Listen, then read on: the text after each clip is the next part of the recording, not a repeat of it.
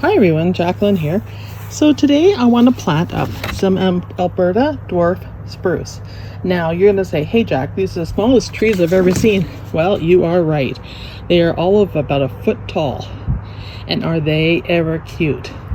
And I picked these up at Home Depot, which seems to be my usual hangout spot, for about $5 a piece. So that is super cheap.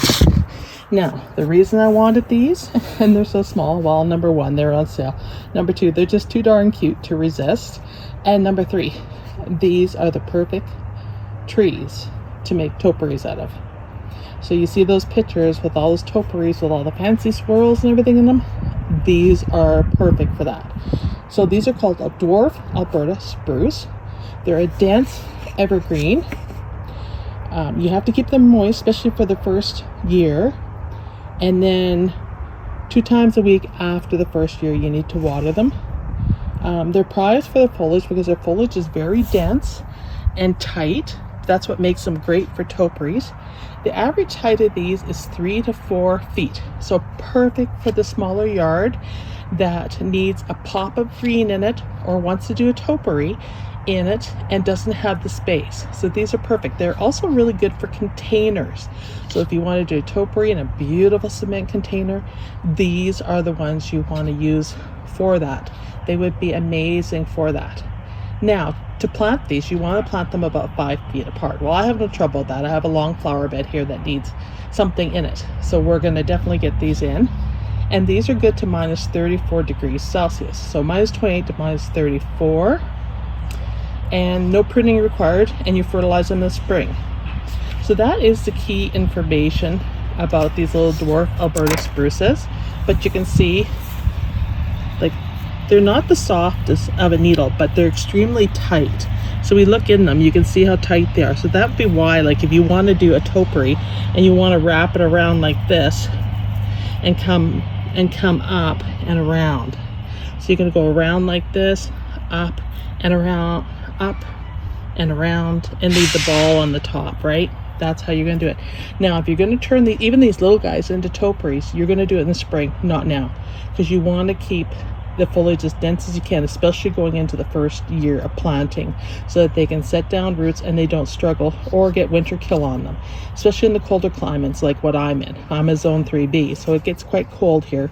We can easily see a minus 34, and of course we get the really nasty cold winds, right? So we get high wind chills. So we want to make sure that we don't prune them, probably for a couple of years actually, let them get a little bit of height.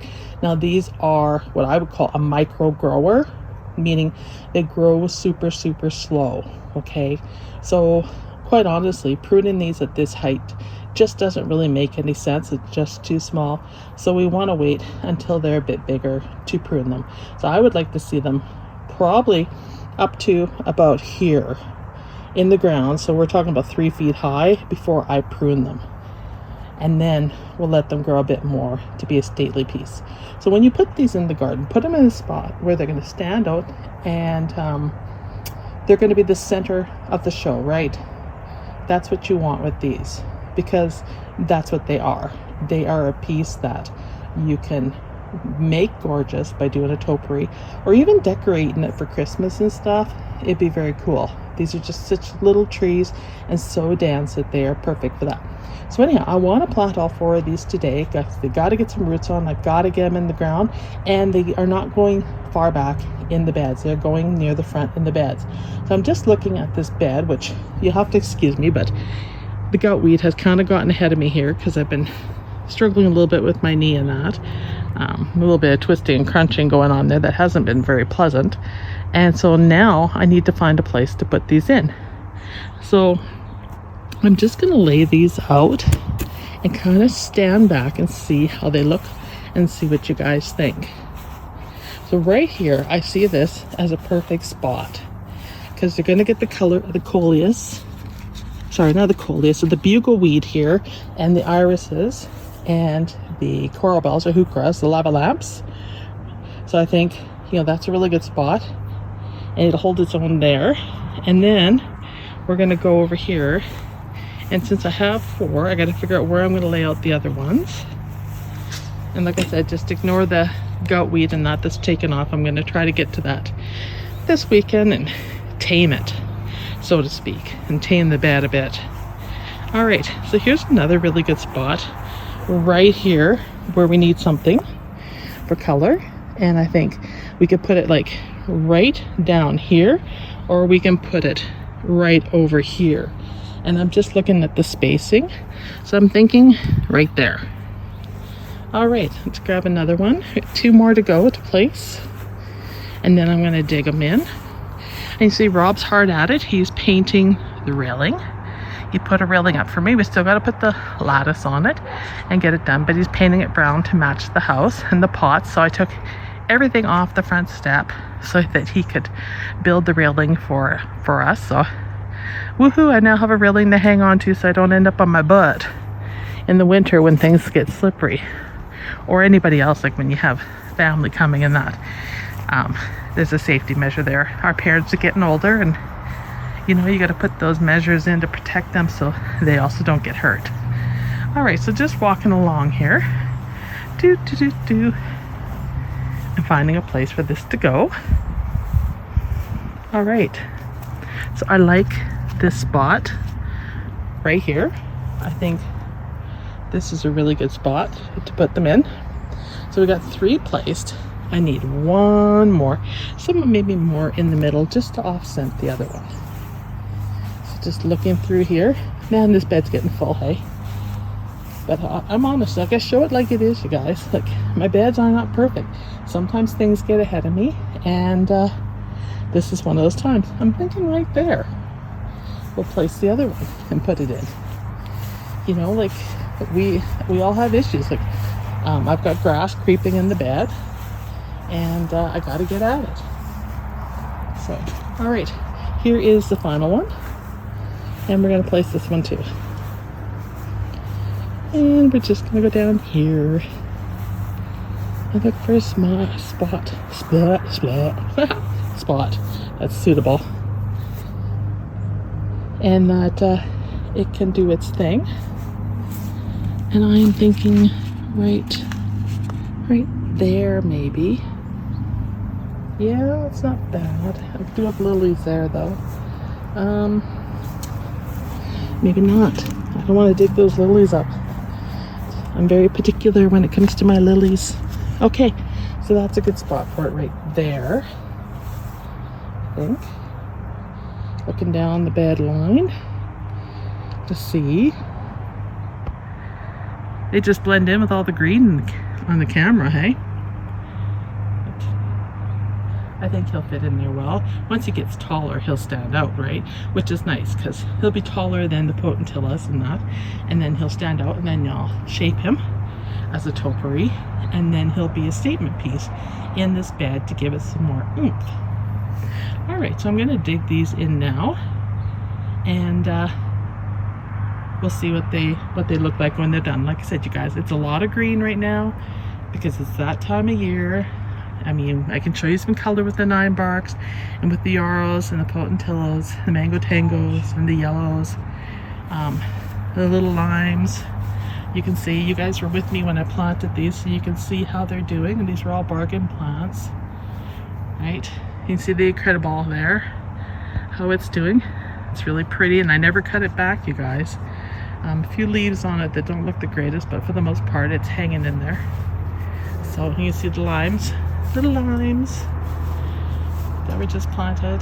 So anyhow, let me get these in so that it gets a chance to get some roots on before it freezes up, and then I won't be able to dig it in. They're all planted, and you can see them right there.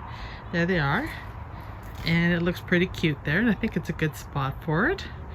And we'll plant around it, and as it grows, it'll be fully planted here as this bed fills in with the ground covers and stuff, and there'll be less weeds and less gout weed as I gradually get it all out, and they should do really well. So that's one of them right there. Bach, lost it for a second there.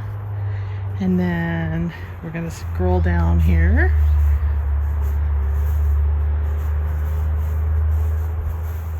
Here's the other one, buried in there, and I did move them forward a little bit. Bugleweed, got weed, I hate it.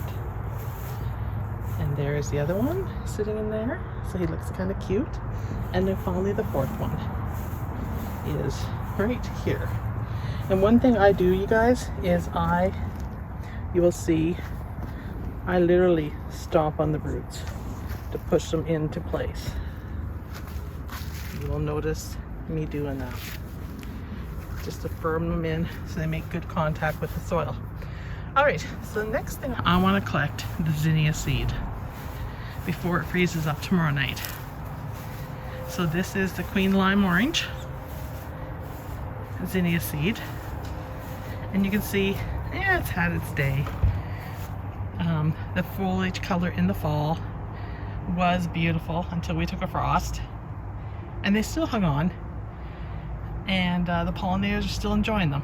But I'm going to collect the seed. So what I'm going to do is I'm going to put the seed in this red bag. And I'm just going to cut the flower heads off and fill the bag with it. And then what I do with these is I take them and I leave them out for a night outside on the deck so that any bugs can crawl out of the bag, which they usually do. And then I take them into the basement and I leave them there in the bag for the winter because it's bag breeze. And in the spring, when they're dry, I take them apart and collect all the seed. And then I bag up the seed based on color and stuff. In this case, that won't be a problem because it's the same color, but for anything else. And then I hand it out to my neighbors and family. I give them seed and then I keep some for myself. So considering this was for a seed packet, it was quite expensive. I definitely want to collect it. And anybody that's seen this zinnia, when it was in its peak glory for color, was in love with the color. I mean, look at that, you guys. I mean, it is gorgeous. You see some of them have dropped their flower heads. Some of them are lighter. Some of them are deeper. And like I said, they're past their glory days, but they're perfect for collecting. So I'm just going to go along and snip them and put them in the bag. So I'm just going to set up my bag and drop them. It's a very simple process. I just take my snippers and I cut off the flower head. And that's it. Just like that. And I put them in the bag. Just like that. That's all there is to it. I don't take the stems or anything, just the flower heads. So I'm going to go through and cut them all off now. Check out the lime and the colors on this. Like for these zinnias, in particular, any of the Queen Lime series, they're really cool from the side because you can see how the color cascades across and deepens and then it ends up in an orangey coral in the center. This is what I find the most fascinating about these zinnias is when they're big like this and then you can see all the different colors all the way through. So if you look at this one, there's lots of lime in it. You can see it in the sun when I turn more toward the sun, how limey it is, and then how it just gets speckled with a bit of orange, yellow, and how it graduates all the way down into the lime. It's really quite pretty. You will notice the deeper I go into the plant, the more lime green they are, or yellow and lime green. You can see the difference because they aren't getting the sun. So full sun makes a huge difference on them. Look at that one, it's more of a peach. This is why they can be kind of confusing, is because sometimes you think, oh, you guys lime green, but when it hits the sun, it'll change colors and the color will magnify and deepen. And you'll notice that as you go along. So I've left some of the smaller flowers on here for the pollinators.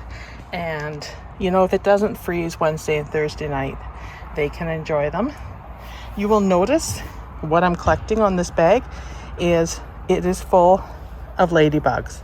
So this is why I like to let it sit outside. If you look inside, you'll see they're crawling all over the place in there. And the bag was just full of them. You can see the variety of colors in the seed heads, and I'm allowing the ladybugs to get off of the plants and all the beneficial bugs to crawl out. But let's look at the color variety. Now, this is Queen Lime Orange. I got these from Bessie's Seeds. Bessie's Seeds is one of my favorite places to go to. No endorsement here other than personal choice. They aren't asking me to say this or anything like that. It's just that they're a great supplier, they're fast shipper, and the quality is there. So you can see from these flower heads. I mean, I'm going to get a lot of seed out of this, but let's look at the color combos that come with this. So this is Queen Lime Orange. Now you will see in some of the colors, we do get shades of pink in there, but I think they're truly a gorgeous color variety here. Even though they're supposed to be an orange, you can see we do get shades of really lime with orange starting. Those are the ones that were deeper into the foliage, you can see. And then we're getting more of the peachy tones, peachy oranges, right? This one's gorgeous. Look at the coloring on that, you guys. And you can look at it all the way through. I mean, like I said, they're spent. They've had better days. But you know what? Look at that. They're still gorgeous. So I just wanted to share this with you so you could see that if you order any Queen Lime, that this is what you're going to get in the Queen Lime series. You're going to get a variety of colors, and look at that. Aren't they gorgeous? Now, to me, they've been kissed by the sun. That's what it reminds me of. I would call it Queen Lime Orange. I would call it sun-kissed, because I mean, they're spectacular. So anyhow, I highly recommend this one, especially if you like oranges. There is a Queen Lime Pink, and then there's just Queen Lime, and there's a couple other kinds if you check out the seeds. Johnny sells them as well, and so this gives you a chance to see what you're getting for colors. And you know, if you can't afford to order a great big packet and pay a lot of money, order a small packet, give it a season, collect the seed, and do what I'm doing here and save it. And then next year you can order a different one, collect the seed, and keep doing that. And then you'll have an abundance of seed for family and friends who probably have never seen this before. And then you'll have a really nice variety in your garden, because zinnias are really, really tough in the garden. They can take a beating. They have strong stems, and they produce a variety of gorgeous flowers. And I constantly grow and want to grow different kinds of them. So I'd definitely be buying different ones for next year. I'm going to try some of the pinks and stuff out next year as well. And I want to try more of a yellow.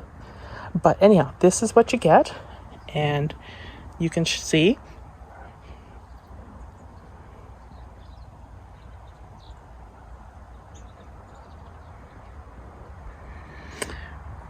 So that's it for this video. We're gonna go and have some supper, you guys.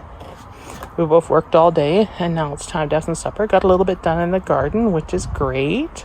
And I hope that you will like and subscribe to my videos. There's more coming, because I mean, I got a lot of dividing and stuff to do, you guys. So you're going to see lots of things happening in the garden bit by bit. I'm going to try to get this done before the freeze up. So thanks for watching this video. I hope that you stayed till the end so that you got to see the zinnias, because I saved maybe the best for last. And thank you so much, and take care, everybody. Bye.